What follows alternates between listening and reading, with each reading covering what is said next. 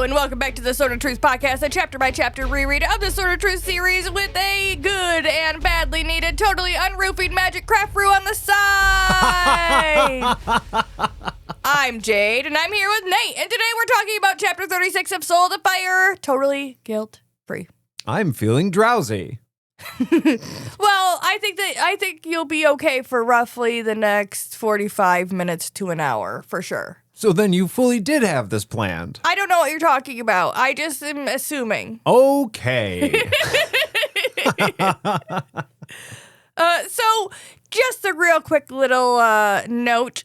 Aaron is taking a break from the pod so he can focus on his upcoming surgery and getting healed after. So if you're wondering where he's been, that's where he's been and where he will be for now. And that's today's moment of truth. All right. Moving right along, last episode, we saw Richard deciding to split up the party, which is never a good idea. Kaylin and Richard are going to Anderith to look for a book that belonged to Joseph the Mountain Ander, and Kara is headed up to Aidendrill to get the sword, smash the bottle that Zed probably lied about, and bring the army back to Richard. Splitting up the party, man. Yeah, you shouldn't do that. Bad. Never works out well. But this is Richard, and he's the seeker of truth, so it's probably going to be fine. I believe we were all told to shut up and let him do his job last week. A couple times, I think, actually. So, the chapter opens with Fitch, his head bowed. He's sitting in penance assembly with Master Spink. That name. There was an extra H in that word somewhere. Spink. Something. Spink retells the Ander version of history to a room full of Haken, some openly weeping. It's a whole fucking emotional thing going on here. Over the last few weeks, they have been told all about the individual men in this village. They're getting like super deep into like who the individual guys are, their names, loves, hopes, dreams, kids. It's more than a history lesson at this point, right? You're getting into the actual lives of the people from history. Yeah, I mean, it's kind of like these books where you spend a lot of time with all the people, you get to know them, the things they like, the things they don't, what makes them all tick. And then, I mean, obviously, this is the Ander version of the story here. We know what's about to happen. They're just twisting the knife as much as possible on the, again, not for sure even true history of this place. This is not a history lesson. This is a guilt session for the Hakens. Yes. It would be absolutely wild to know the names of every individual person and everything about their lives, especially when they all died. They didn't all keep a die-die. A die-die? They didn't all keep a diary. It's not even a word. I don't know why that was so funny to me. A die-die? A die-die. It's like the weird perversion of potato. It's a whole thing. Potato. Okay. In this version, the Anders knew the Hakens were coming, so they left their offerings outside the city, sent messengers to them to like explain, hey man, we don't want to fight. Just take our food and shit. But the messengers were killed.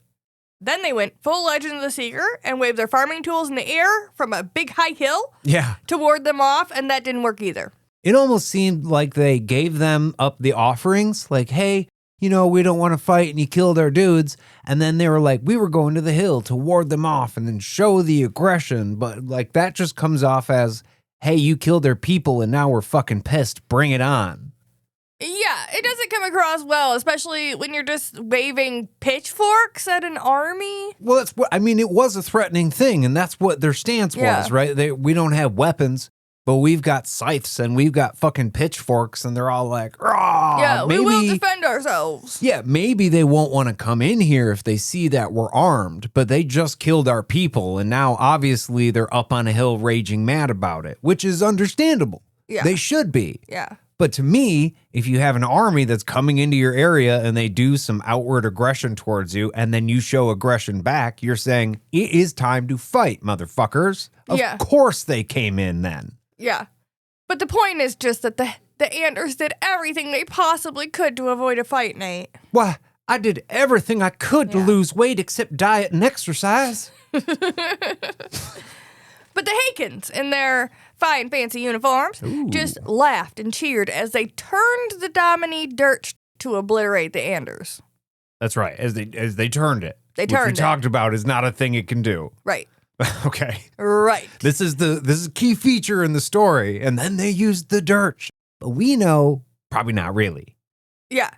The narration here is that the Domini Dirch was a movable weapon, which is wild that they are even able to convince the people of this town that is a thing that could be done, unless you haven't gone out and seen them with your own eyes, I guess. Yeah, and I mean, this is the guy who's stirring the shit up right now, too, because you've got people in this room screaming and crying at just the retelling of the story. But it also kind of feels like the same thing that happens in some dictatorships, where they're like, oh, His Royal Majesty or whatever is feeling a little sick today. And then you have people just screaming and crying in the streets because they don't want to be viewed as not being sympathetic towards the emperor. Right. You know, it's this kind of a thing where it's a wrong history story he's telling, but the goal isn't to be accurate. The goal is to make the people in the room feel bad. So I wouldn't doubt that maybe some of these people are just turning it up. So then they're not targeted, which we find out here in just a moment does fucking happen. Oh, yeah. The whole time he's telling these horrors, Spink is standing over Fitch, and he decides to point out that Fitch is sitting there in his own fine, fancy uniform, and then he cuffs him in the ear and knocks him off the bench. Which, you gotta hit someone really fucking hard. If they're sitting down, their center of mass is way lower, you gotta hit them like 3 times as hard to knock them off a chair. Just saying. Oh, yeah. And, well, also just being hit in your ear is not great in and of itself. Really fucking hurts. Yeah. Especially if they do the cup thing and then it like, you could pop an eardrum doing that. Yeah. Yeah, it's pretty fucked up. Don't do that. But if you're small and kind of defenseless, you can put a big guy down doing that. Fitch explains that he got it from Campbell so he could be a better example to the other Haken. So it's a good thing, right? I know it's shameful, but it's good. Firstly, can we just bring up the fact that wrong fucking lesson to bring your new uniform to? Unless your boss knew that this was the shit you were talking about, and then you would wear your new uniform exactly on the day where they're recounting how uniforms were all bad. Okay, we learned about the Holocaust and stuff in school. Bad day to shave your head and come into school. That's all I'm saying. Doesn't mean anything, but also people are going to look at you and go, what the fuck? What's going on there? I think Fitch, his pride got the better of him because I think he would know that this is a common theme during penance assembly, I would assume, is to talk about how the fine, fancy uniforms of the Haken. Like, this is obviously not the first time that has been brought up. This isn't one time in the lesson plan. This is probably brought up every time they do this. Every time they talk about the Hakens, they probably mention their fucking uniforms. Yeah, that's fair. Okay. So there's nothing he could really do to avoid this. Well, what he could have done to avoid this is not wear his uniform to penance assembly, because he doesn't have to. He doesn't have work after this. He chose to wear it because he wanted to impress the people around him. He thinks he looks good. He just wore his work uniform into the class, and he didn't need to do... Because what I was going to say is that Dalton's whole thing is that he wanted Fitch to wear it so other people would see him wearing it. So that's like the whole point. But now that I'm saying this out loud, like, the point is that you look good while working so that you're a good representative of the company that you're working for. Right. You know, I show up with my conveyor shirt on, and they're all like, this guy knows his shit because we look sharp. But then, like... I don't also then wear my work uniform out to dinner or to like, I don't go to church, like wearing it to church on Sunday and being like, hey, I know it's Sunday best and all that. We're supposed to be being humble today, which kind of fits this narrative, but bam, check that out. Look at me. Yeah. Yeah. Yeah, okay, I can see. Also, maybe just on Fitch's part, just in bad taste. Like, it wasn't the right place to do that, pal. Yeah. Like, you can understand that he's never had anything to be proud of. So you could understand why a young man would do something like that. But it was wildly out of place. But this is where you learn those lessons, right? I mean, yeah, he's pretty young. I mean, somebody's got to tell you eventually, like, hey, bud, no.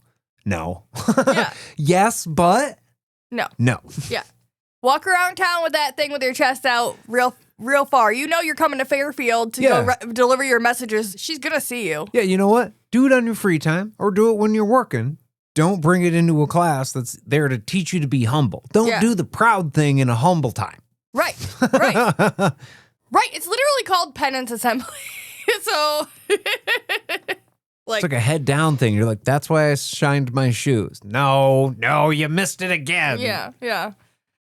Not interested in these excuses, Spink says he knows that he enjoys wearing it just like the Haken overlords did, which kind of true. There are always Hakens in uniforms to remind them of the overlords. This is just another proof that you can be oppressed by the Hakens all the time, every day.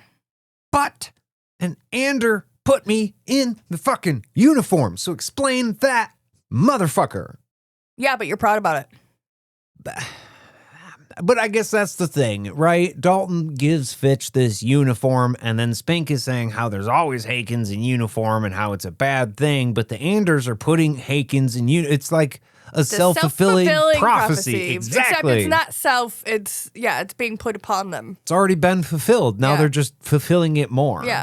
Yeah, they just want to make sure that you know that even though you got a nice fancy uniform, you are not the same as as Anders that are also in uniform. They're just trying to make sure that you know your place. Interesting.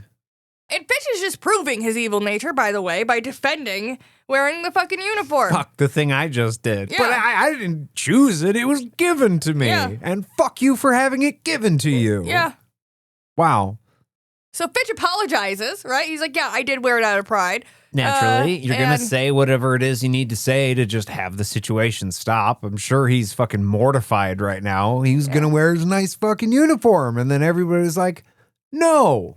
And it seems for a moment here that he does realize it, right? That he does go, okay, bad choice. Maybe not the right place. This is like wearing your cop uniform to a punk show when you're off duty. Just not the right fucking place, guy. But we'll put a pin in that and whether he actually catches the lesson for just a few minutes. But he's been made to feel guilty enough, so Spink moves on, and Fitch is like super grateful. He's like, cool, it could have been way worse. That was not let off easy. If you get cuffed in the head so hard you fall out of your chair, that's not getting let off easy. Now, look, there's a different lens as to what's acceptable and what's not, especially if it's happening to a Haken, to these folks, right? Yeah. So where we go, he got hit so hard he was knocked off his bench. That's pretty extreme in my eyes. But he'd be like, no, we could have stripped him naked and given him 30 lashings in front of the whole class or some shit like that. And that might just be Tuesday. You know what I mean? So it's kind of hard to make that call, but it wasn't easy. I mean, fuck you. It wasn't easy. Yeah. He could have drawn it out a lot longer than he did, I think is what the point of that is. Yeah. I guess mainly I just feel bad for Fitch thinking that was fine, and feel bad for all of them considering that was considered easy. Yeah. Well, you should. The women of the village that we were discussing before were left defenseless. The Hakens, of course, having their fun. They work up an appetite and decide they need roasted meat, and they've worked their way through all the livestock. So there's not enough. Right. We know this was a small village, and it was a larger village whose land wasn't good anymore coming over. So the Hakens, for all the things that we've read about being smart and clever and all this stuff, they didn't see that Andrith didn't exactly have enough to go around themselves. And they took over anyway. They created a shitty situation for themselves. At least in this telling of it. Right. Again, right. Yeah. That's kind of just goes without saying at this point. Nobody really knows what the fuck happened. But this guy's saying it this way. They're saying that they're so hungry that they came in, immediately ate all of the livestock, and were still hungry enough for children. Seems legit. Okay. Well, it's the next available option. Children. That's what they decided on. So they grab them all up. We ate all the livestock. Oh, ... So I guess you're vegan now? No. We're eating kids. Yeah. As you do. Yeah, we're not going to keep moving on. We'll just move on to the kids. It's fine. Spink decides to go around the room and have each of the people name a children name a child from the village that they had learned about in the prior weeks. And he tells them that they were roasted in front of their moms and goes on to describe the horrors of them being burned alive and how long it took in super excruciating detail. So I took it upon myself to do a little Googling today. How long, does it take to burn a body? And the answer is that it varies. Usually when we're thinking of like 1600 witch burning, hang on the stake and then they light the fire underneath, and like it could take a while, especially if they didn't add gunpowder or gas or anything like that. I don't know that they actually had gas, but like oils to the stuff that they were burning so that it burned hotter and faster. Yeah, because sometimes they wouldn't do that, and it would take literal hours to be done. Well, yeah, I mean, you think about when you roast a pig. Yeah. How long does it take to roast a pig? I mean, if you're going to do it well, it takes a long time. Yeah, and a child is at least the size of a pig. You got to consider the flavor, the charring. I mean, there's a lot that goes into it. Yeah. But a human, I'd kind of feel like I would want to get that done as fast as possible. See, I just think it's... Not that I'd want to do it. Listen. Anyways, I think this is where I say I digress. I am just going to make one really fast point, and it's not in any advocation for eating children. I just want to say, or people, eating people is what I should say. Yeah. Children, of all the people you could eat, have the least amount of meat, unless you have a fat kid. And you probably don't have too many fat kids in this day and age, so it's just a bad choice. That's all I'm going to say. No, it's true that it's a bad choice. It's all lean meat. It's not going to be good. I mean, look, we all know that the people who say the fatty bit's the best bit don't actually know what they're talking about. It's the meaty bit. That's the best bit. The and fat the children gives it flavor. Maybe, but it's gross. But it's fucking gross. And that's all the children are made of. I don't want that. I want a mature, never mind, because this is a fucked up conversation to have. I don't want to eat a person. However, if I was going to, I would like an adult. That's all I was saying. That's all my point was. Fair point. Fair point. You know what? I think that with that, we should maybe wash that whole conversation down with a beer? Yeah. Let's do that. Let's go ahead and go to a beer break. All right. Hey, Naderoo, what are we drinking today? Well, today we are drinking a beer from New Belgium Brewing Company. Mm-hmm. It's Voodoo Ranger is kind of like their line of IPAs, and this is their seasonal release called Imperial Atomic Pumpkin. It's a higher ABV, slightly sweeter and spicier than what we've come to know and expect from the Atomic Pumpkin beer, yet still very drinkable. Now, Nate, I just heard Jade say, spicy, you'd mentioned. Yes. In fact, this beer is one of those weird spicy beers that we've talked about before on the podcast. Oh, yeah. Gladly did not get that in my eye. It actually has chilies in it. Oh, really? Yeah. Like when I say spicy, it's not like Thanksgiving Christmas spice. It's like hot spicy. You know what? I've drank a couple of these, and there is a something in there, and I didn't realize that's what it was. Yeah, they have like cinnamon and then spicy. That's what this beer is. And it is a weird mix. Honestly, it doesn't taste bad. But like I said about these beers before, it's so weird. Yeah, but the spiciness means it's not refreshing to drink, which puts it low on my rating scale right off the bat. As I am getting older, I'm starting to understand what the refreshing factor of a chili or a capsaicin can be. It's that it makes you sweat, which makes you cool down, and it makes you less hot in the climate that you're in because you were hotter internally. Yeah, but you know what else works? Just drinking cold stuff. You could just drink cold stuff. Yeah, but I think it's like, I don't know. There's something sciencey about it. I mean, I understand. I understand people just pushing the boundaries with flavors because you can put literally any flavor into a beer nowadays.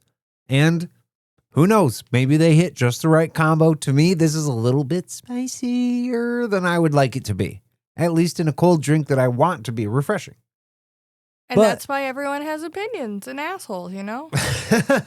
But I would say, much like a lot of the spicy peppers, I like the flavor. I just don't like the spice. Yeah. And that's just me. So I'm going to do something that I've not done in a long time on the podcast. I'm giving this a 4. Wow. Yeah, it's a sub 5 beer for me. Do not care for, can confirm. Wow. Well, to be fair, I only think it's like about a 5, but that's less about the chili and that's more about, I think, the pumpkin part of it. Like, I really love pumpkin pie, okay? Okay, I like that. I don't really like pumpkin drinks. It's hard to nail. Yeah. It's like a grape flavor versus purple flavor situation with pumpkin. Is it pumpkin or is it like tan crayon flavored? It's just weird. It's like a fuzzy sweater. I don't know. I don't like it. So I'm going to give it a 5 as well. 5 pumpkins.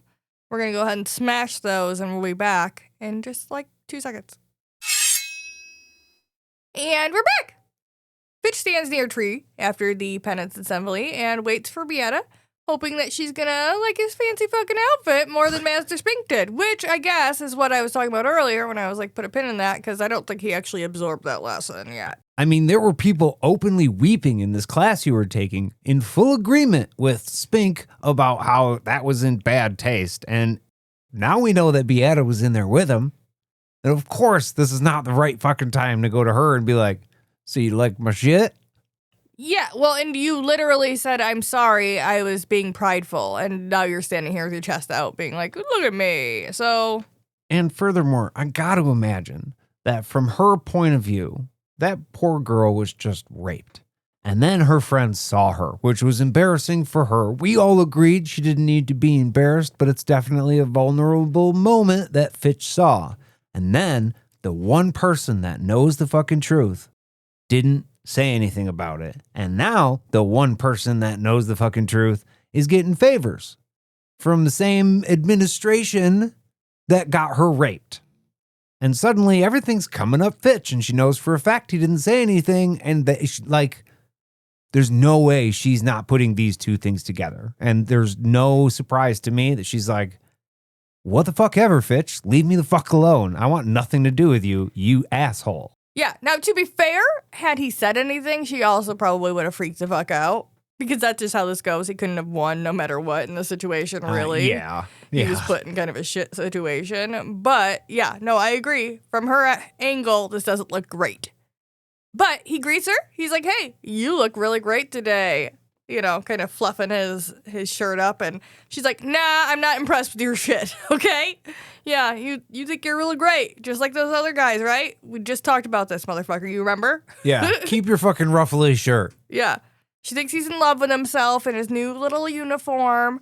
And that takes his breath away from him, which is I can sympathize. He's a young man. He still kind of wants girls to like him, this girl in particular, but also, you should have expected that, man. Yeah, I don't know why this reminds me of Angus Young from AC/DC. He always wore that schoolboy uniform to every single one of his concerts. This is Beata going to Angus and saying, hey, you know, it actually looks a little bit stupid, right? And him having no idea that it's a goofy thing, maybe. And he's like, no, this was all the fucking rage back in the day. What are you talking about?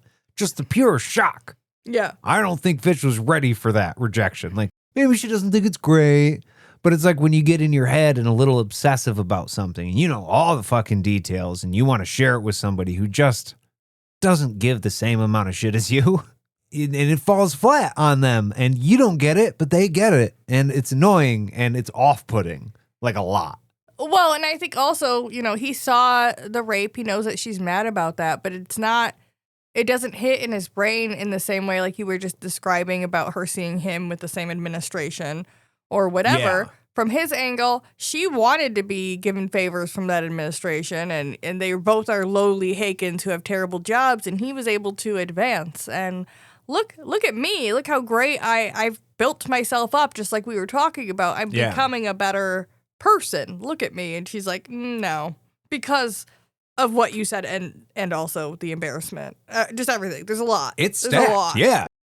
And Beata thinks that he is going to be so excited to hear what's going to happen next week to those women that the Hakens brutalized. Oh, man. Did you see part 6 of the doco? Oh, it's just the fucking best, man. It's going to be almost as good as him watching, and then she takes off. And by that, she means the thing, everyone knows, the thing that happened to her. That, and there's such a twisted, fucked up part of this because the Anders are the ones that raped her, but they're learning about how Hakens are beasts who rape. So inherently, she believes that Fitch really would want to be raping and watching it. Like, she thinks that he, in his core, is that type of person, but in reality, the Anders are who did it to her, and that's a whole fucked up thing. Yeah. I don't know what point I was trying to make, but I think there's something to that as well. Is that that's confusing for her because she's being fed this line every week in penance assembly. I think that's kind of what the point of this is like, look, you look at somebody who's supposed to be in charge of a large group of people who people are supposed to be able to look up to, and then you find out that he's groping underage girls. And we'll talk about this in a little bit, either this or the next chapter. But people don't exactly freak out when they hear that information, and that's fucked up. Well, also, mind what people do, not only what they say. They can present themselves as a very, godly, upholding member of society, and they're actually just shitbags behind doors, which is, what the Anders in general, I guess, are being painted in that light here for us. But then for the Hakens themselves, the Hakens are being painted in that light. So it's real fucked up. I think for as much as some of the passages we've read, we read Terry's words and go, you know what? No, I don't think so. I think there might be an even wider wizard's rule here. Everybody could be a shitbag. You can't look at any one group of people and be like, they are specifically the problem. It might be like, they aren't causing a problem for you, but everybody's got potential to just be evil as fuck. Well, yeah, that's why painting an entire group of people one way or another is not what you're. It's not good. It's you shouldn't do nonsense, that. too. Yeah, it's wild. Yeah, no, we don't. Yeah, we don't do that at this house. Not around here. Anyways. After seeing Fitch get his second tongue lashing of the night, some people, they're laughing at him, they're smiling, passing him by. He lets everybody go on by so he can walk back to the estate by himself. It's like an hour walk. He doesn't want to be surrounded by these assholes. Although, it's kind of your fault. It's kind of like when you pass the super drunk party on the river. You just kind of let them go so you don't got to deal with them for the rest of the day. We out here drinking too, but some of you are going to get hurt. We can see that now. So we'll just let you go on by, enjoy your day, and then we'll pass you when you're hanging off a log later. But I'm going to pay all the attention to what's going on over there. And that chick with a cowboy hat on who's yelling at the guy. I'm listening to every fucking word that she's saying. It's always the one with the cowboy hat that causes the real stir up. Yeah. She's never directly involved, but she causes the fucking stir up every time. Anyways, that's a different thing for another podcast on another day. Fitch is for sure getting drugged tonight. He wasn't sure if he was going to stick around here and do it or go back to the estate, but he's leaning towards probably going to see Morley and just, getting one on. He's got a job to do at least tomorrow. So yeah, probably get back to the estate first, because if you just get drunk here with an hour walk away, you do not want to make that hungover in the morning, my guy. Not the right choice. Get home first. Well, I also think if you're having a bad night, if you're having a bad day, it's just better to not drink alone if you can help it. That's true. And also the ultimate overarching lesson here is just look at Fitch have a pretty substantial problem, but minor maybe overall. And then his first thought is, well, I need to get drunk instead of how do we fix it? But he's wearing the uniform. You're representing your job right now. Maybe go home and take that off. Yeah, you don't want to get shitty drunk in the uniform. Yeah. That would be bad. I didn't even think about that. He's still in the uniform. Yeah. So as he walks, the air around him abruptly gets a little bit cooler, And just then, an Ander woman puts her hand on his shoulder, startling him. Oh, sorry. He bows, assuming that she's going to take up where Beata left and give him some more shit, but she doesn't. She asks if Beata was somebody he cares about and points out that she was being kind of shitty to him. And he's a little shaken up. He tells her that he deserves everything that he got, even if he doesn't know why she gave it to him like that. Do you like her? I don't know. She's being kind of mean to you. Well, I deserved it. Why? I don't know. Gosh. Because It's she like did talking it. to a teenager. Because she did it, and I like her. So whatever she did is probably right. If she did it, trust me, it's fine.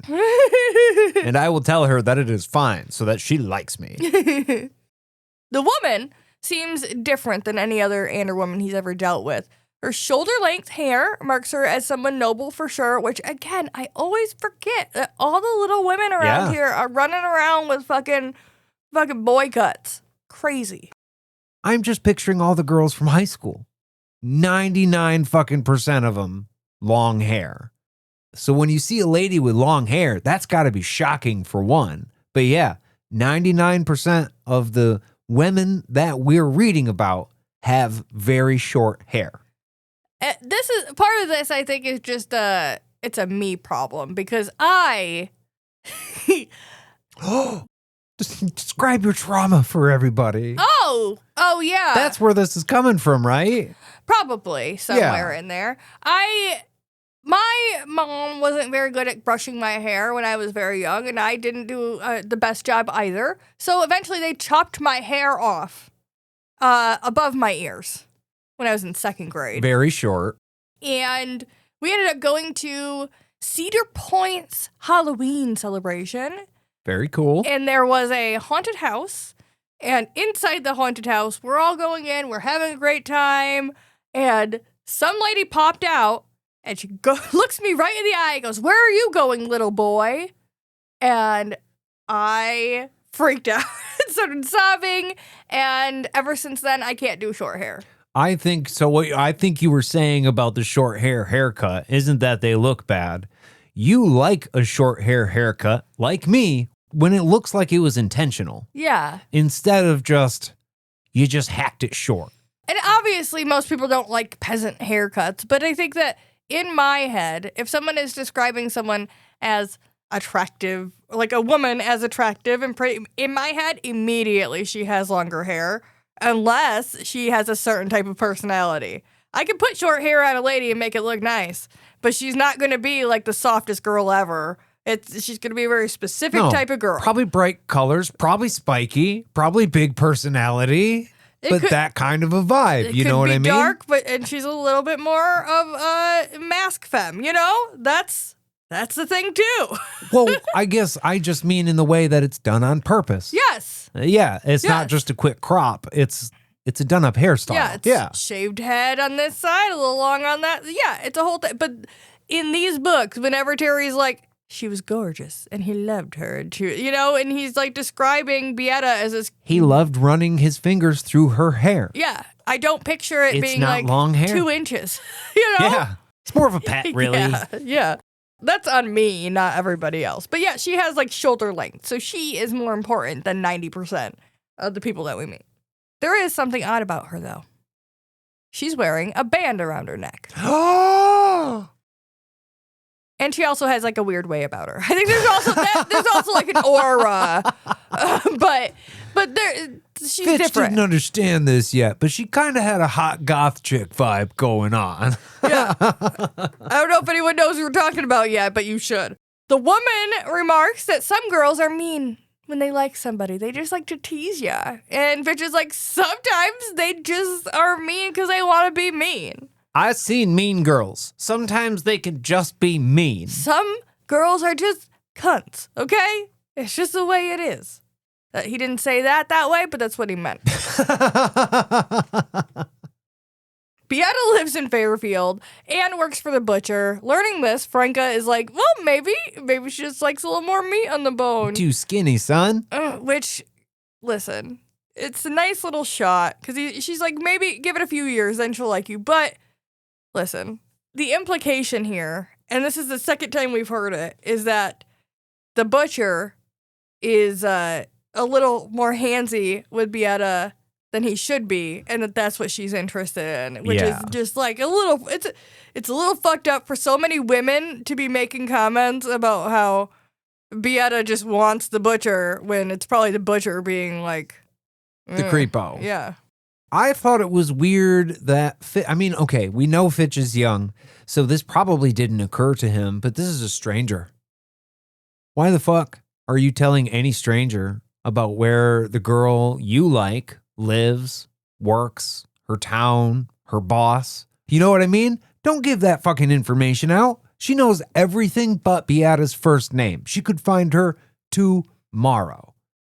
That's all I'm saying. You're talking about somebody, well, we haven't gotten there yet, but I just, this is bad vibes for me. Did not like this. Well, I just want to say that this is also set in a time that is like, in our time, in our world here, it's definitely prior to the 80s. You know what I mean? This is not, we don't care about safety for children in this time period, so you're telling everybody everything. I mean, you're saying 80s, but this would be the equivalent, Jade, of like 1380. Yeah, exactly. Not 1980. But the reason I said the 80s is because in the 80s, your parents didn't give a shit about you. Nobody gave a shit about you. You tell some fucking rando on the street that your friend Bobby lives on lives over on Coral, and he goes to Bowerwood with you, and he's home at 4 every day, and his parents aren't there. Like, my point is, when you're young, that would not occur to you to not repeat to absolutely, somebody. And even adults before, I don't know, recently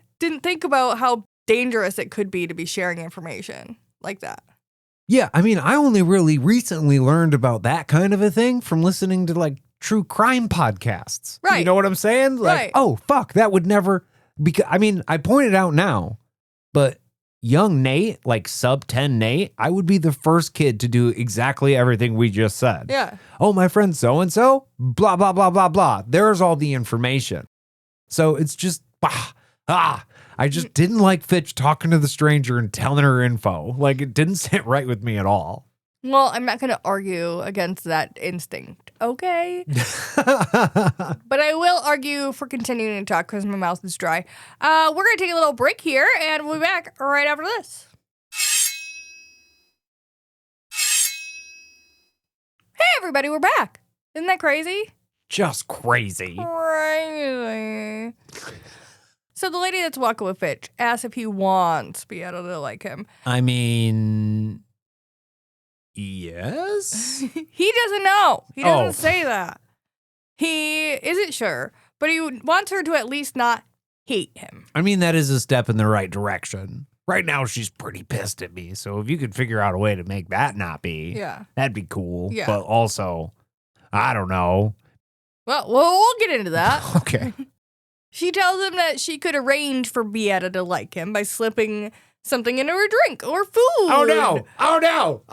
Abort mission. He suddenly understands that this lady has magic. Or roofies. Like, what the fuck? Yeah. Is this just Bill Cosby coming up to you in the darkness? Oh, God. Do not trust. Run away. Wow. So she offers that he can wait to pay her. Wow. I mean, he could. Do. That's something he could do. So she offers that he can wait to pay her until he gets paid himself, quietly adding that it'll give her time to figure out how to make it work again. This is the kid from, you're going to have to remind me. Is it Malcolm in the Middle? I don't know which kid you're talking about. Or maybe it's The Middle, but it's the brother that whispers to himself sometimes. Oh, yeah. And it's from The Middle. Yeah, okay. This is that. She's like, you could even pay me, only after you get paid. Yeah, because if you don't have the money, it's not a big deal. Plus, that'll give me the time to figure out how to actually make it work. Yeah, well... Excuse me? What did you just say? Also, it kind of seems like you're offering to help me with something that you can't do you can't actually help me with. Why? Why are you even offering? What she just said out loud have this conversation. Is I'm going to experiment on the woman you love. And that is problematic. He doesn't know, Nate. He doesn't know. Neither does she, apparently. So, not wanting to offend her, Fitch is like, hey, that's kind, but I would want a girl to like me for who I am. I wouldn't feel super great about myself if the only reason she did was because of magic. Yeah. Seems a little toxic. Fitch is a young kid, so we kind of got to give him credit for being young. But like, yes, this is the right idea. When it comes to love, you don't want to force somebody to love you. That's not real love. Fitch knows that. For all the shit he's done, there's a tiny little piece of a good heart in there still. And that's like hopeful. I think that he has potential to turn in a bunch of different ways depending on the outside sources around him, which is, I guess, maybe the point. Tiniest little push. Yeah. So the woman is like, hey, good for you. A wizard told me the same thing once a long time ago. I was like a super young kid when I was told this. But he said, always remember that magic is no substitute for people truly caring about you for who you are yourself. Hell yeah. Well, that sounds awesome. Yeah. And also, a wizard? Yes. She heard about this at the Wizard's Keep. And this does pique Fitch's interest. Yeah. Because we know that he wants to go there someday and get the Sword of Truth and become Seeker. Yeah, he's going to be the guy. Here coming up pretty quick. With a cape and everything. He didn't say that, but he definitely imagines himself with a cape. It's going to be the best fucking cape. Yeah. They exchange names at this point, finally, and she makes a point to give him her first name, not expecting her to call him ma'am. Call her ma'am, because she is a her. And a noble. Yeah, and it's not normal. Her name is Franca, obviously. Franca? I'm going with Franca. It could be Franca. It's what everyone's been saying, but I feel like it's Franca, but I am the minority. If you, hey, make the call. If you want to call her Franca, we'll call her Franca. I just feel like a witch woman. Oh, a witchy woman. She's not. She's a sorceress, but I feel like somebody with witchy powers is more like a Franca than a Franca in my brain. I guess I was just kind of thinking goth lady Frankenstein. Kind of spooky vibes. But Frankenstein and Frank all sound like very Americanized names, and she just seems like she's an emo person trying to lean more European. That's true. I guess technically it's Frankenstein, which if it does come from that name, then... That's all I'm saying. It's Franca. That's all I'm saying. Okay.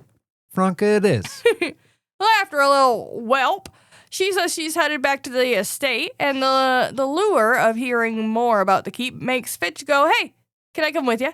Even though I'm like a dirty, stupid Haken or whatever. Yeah. Are you okay being seen with me, a lowly Haken, on the walk back to the estate? Because we're going to the same place. Yeah. Because he's decided he's not going to go in town to drink at this point. He's going home. He's going home, which is the responsible choice. Yeah. And she points out that she has magic, so people look at her in much the same way that they look at him. They don't respect her. They fear her. That's the only reason that they're kind or treat her well at all is because they don't want her to, like, fucking zap them into frogs. Now, this has to do something to Fitch's brain, to look up at this noble and her woman, and her to say to him, hey, you and me both, buddy. Like, what the fuck? No, we couldn't be farther apart, lady. And she's like, nah, I'm weird too. I'm different too. They don't like me either. Yeah, well, I think that this is just like he's seen Anders rape people now. He's seeing this happen. And in just a moment here, we're going to have another discussion that's just going to underline more for him that Anders and Hakens are not so black and white in the way that he's always been taught. Franca describes that people tend to strike out at her because of what they fear, right? So at this point, Fitch asks the burning question that everybody has. The thing that everybody's afraid to ask about. Yeah. Why does she wear that thing on her neck? What the thing for? What thing do? Why for? Because it's cool and black and like my soul, so I have to wear it all the time. Actually, that's not what she says. No. She says that nobody's asked her in many years, and the only reason that he probably did is because he doesn't know enough to be scared to ask her. Boy, you gotta be dumb to ask a sorceress a personal question like that. Ha, you fucking idiot. So for a second, he is a little afraid that he had pissed her off at this point. Fireball's a thing. But she tells him that it's not offensive. It just brings up bad memories. And she goes ahead and pulls it down for him and shows him the scar underneath. So I don't have anything like that, but I got a birthmark. If I show that to you, are we like best friends now? Is that how this works? I think if you pull a piece of clothing down and show somebody something personal like that, it immediately connects you on a much deeper level. You're bonded in a certain way. Yeah, now that you put it exactly that way, I agree. And I don't know about your birthmark, but I know you got a mole on your butt. Yeah, that's true. And the only reason I know about it is because it matches all of our children's. It's real magic. Now, there's that personal info thing. You shouldn't go sharing that. I'm fine about my butt mole, but, damn. Well, you can't edit audio, so it has to go out there to the masses now. Sorry. They don't know what cheek. Anyways. Saren Rajak and his followers tried to kill her for having magic. Of course. Nothing is uglier than a mob of men when they have it in their heads to hurt someone. What one alone wouldn't have the nerve to do, they can easily decide is right and then accomplish. That was straight from the book. Except the balls part. I put it in there. I was going to say, I thought I picked up on a little something. Maybe a little something. Rajak caught her and put a rope around her neck and her hands behind her back. They found a tree, threw one end of it over a limb, and hoisted her up so she was dangling from her neck. Kindling was stacked underneath her, but before it was lit, she managed to get away. No description of how or anything. I was very kind of a little surprised that Fitch didn't go, what? Sea turtles, mate. Yeah. I made a raft of the wood from the island and lashed them together with hair from my back. And then just waited for a couple of sea turtles and they took me out to sea. And that's how I got away. Right. Really? No. No, but I'm not going to tell you the real way. But I'm not going to tell you how I actually escaped death. Yeah. Curious. Just curious. Yeah, just a story to wonder about now. Fitch asks if Saren was a Haken, because obviously... but it's got to be a piece of shit. He's a murderer. Right. It's got to be a Haken. Right. But Franca tells him that you don't have to be Haken to be bad. What? That's not what I was told today. Or that's not what Beata was yelling at me about earlier. Yeah. That's in total opposite of everything I've been taught my whole life. Well, yeah, but he has seen some Anders do some questionable things. That's right. Just more proof that his whole world is turning all over the place. Franca doesn't seem as happy as she did before the whole hanging and burning combo happened. Surprise, surprise. Oh, weird. You kind of killed the mood with that one, Fitch. Yeah. So he decides to change the subject and asks, hey, what was the keep like? This does, in fact, bring up her mood, and she smiles, describes the huge fucking keep, the way it comes out of the mountain. We know. We've seen towers, the keep. We've seen the keep, okay? The impressive nature of the stone. Yeah. He asks her if she's ever seen a seeker of truth, or the sword of truth for that matter. And she had. Her and her mom went to the keep one time, and then they ended up going up to the first wizard's enclave, and she saw it there. I guess I'm just thinking of Dead of Bones, right? Abby goes up to the first wizard's enclave. That's where Zed was when he was talking to all the other noble motherfuckers, right? Right. That was in there. Right. So if that's the case, we know that sorceresses do in fact sometimes bring their daughters into that place. Yeah. We don't know whether or not this lady is lying. We don't know this lady at all. I mean, we know Franca, but this is a legit piece of the story. I would think anyway. It depends on your first wizard and what their attitude is. Zed was first wizard for a long time. He would have no reason to keep daughters out of there if he's just meeting with somebody. It's very, very likely that it was there. Yeah, it's just a very foreboding sounding place. Like, who the fuck could just walk into the wizard's enclave? Any other person might hear that story and go, no, you're full of shit. That couldn't have happened. But we actually know from Dead of Bones that shit happened all the time. Yeah. So I'm not saying that she's for sure telling the truth here. Fitch is obviously very impressed, but even if it's a lie, there's a slice of legitimacy to this story because we know that shit does happen. Well, I think that the only reason that we think it's foreboding as well is because there hasn't been one there. Like, it's now an inhabitable place. back in the day, there were people there all the time. It was just the first wizard's office. Oh, yeah, that too. So, I hadn't considered that. Yeah. So there's that. But it is interesting because we know that the First Wizard Enclave is currently super duper locked down. And the Sword of Truth is also currently in there along with the bottle that we need. Oh, shit. Yes. Oh, no. So I have a prophecy. I think I have a prophecy. Okay, I'm done. I'm sorry. it's okay. So one of these times when she was there, she saw it just hanging out there. So she definitely saw it. Yeah, but specifically where? Could you draw me a map? Needing to know more, he does ask what it was all like. Describe it in detail for me. So Sharp as shit, bro. So she touches her chin to think for a moment, then they head down the road while Franca begins her story. Best friends forever. Yes. Super duper great. I mean, Fitch found the thing that was the most ridiculous thing that he said to Beata earlier. Like, you're never going to be the seeker. There's no way that's ever going to work out. And then he just so happens to find a person who knows all about that and potentially where the sword is sitting. Exactly. Beata doesn't know anything. Gosh, everything's just coming up, Fitch. Fuck yeah.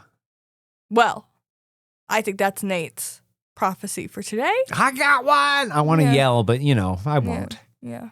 And that's our truth. So we would love to hear yours. Write to us in your journey books to podcastatt@gmail.com or find us on any of our social media. Glug, glug, glug. If you would like to support this podcast and hear some more exclusive content, please find us over on patreon.com/podcastatt, where every tier is a happy tier. Thank you all for listening. We'll see you real soon. That's all for us, friends. Bye.